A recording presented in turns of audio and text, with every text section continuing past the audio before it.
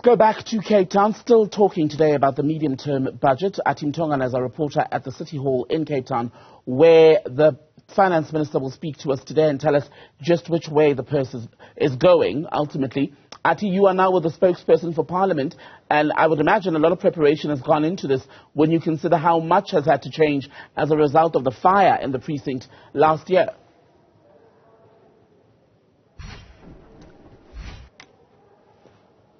Certainly, Temegile, as I've alluded to in the last crossing, that Parliament has decided to take it to the City Hall, the City of Cape Town's municipality, of course, availing this venue once again for the sitting at 2 p.m. But let's get Moloto Motabo to explain to us why Parliament decided to bring it here when it could have been perhaps at the Good Hope Chamber, where we've seen sittings take place since the fire in Parliament.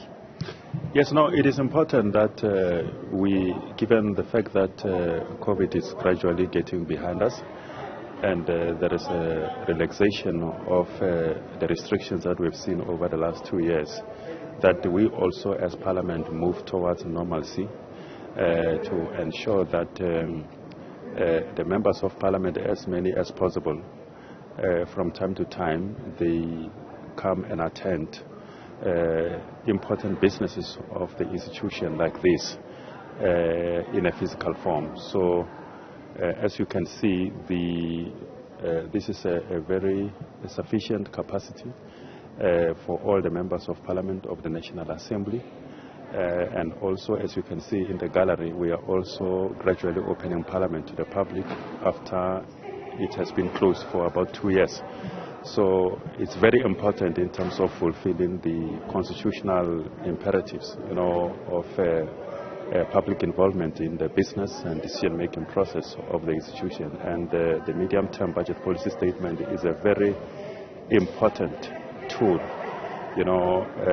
towards fulfilling, enabling the government to fulfill its commitment to the people of South Africa.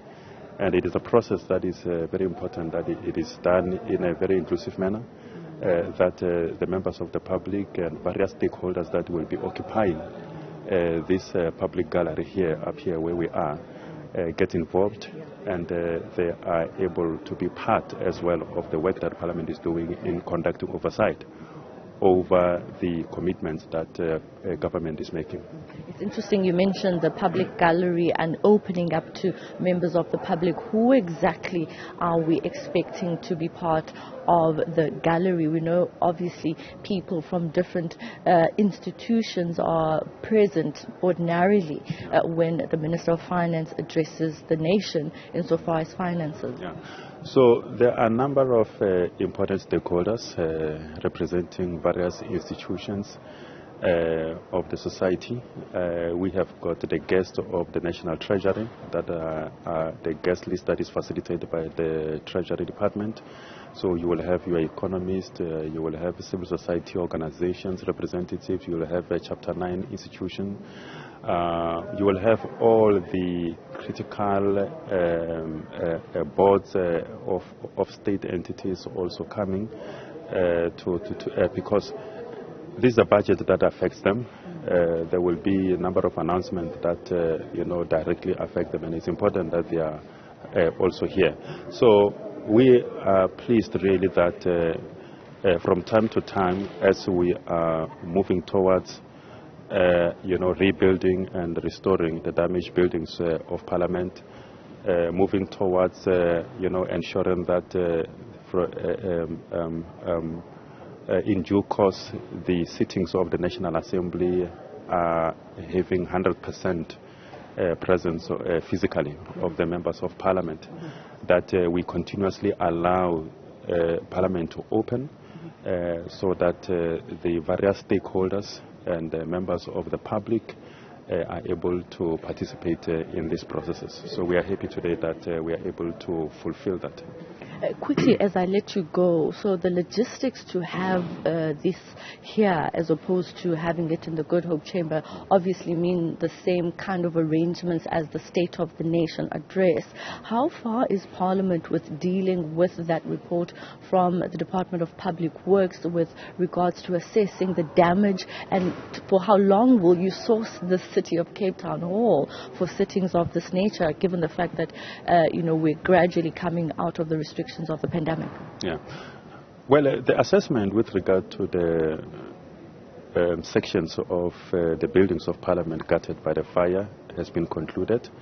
The estimations that we have made, and as a submission, a request to the National Treasury, we are expecting some pronouncement from the Minister this afternoon with regard to that. And once we receive that commitment from the National Treasury, of course, we will put in place all the systems to ensure that the work begins in earnest, because we don't have the luxury of time. Parliament needs to go back to some sort of normalcy. The damaged buildings need to be restored so that we are able to fulfill thoroughly our obligations in the Constitution. But these are the processes that will proceed concurrently. On the other hand, we will ensure that, as you know, where we are currently in the Good Hope building, where the National Assembly is currently sitting, it can only accommodate 70 or so persons at a time, so meaning that the majority of the membership of the House are joining through virtual platform.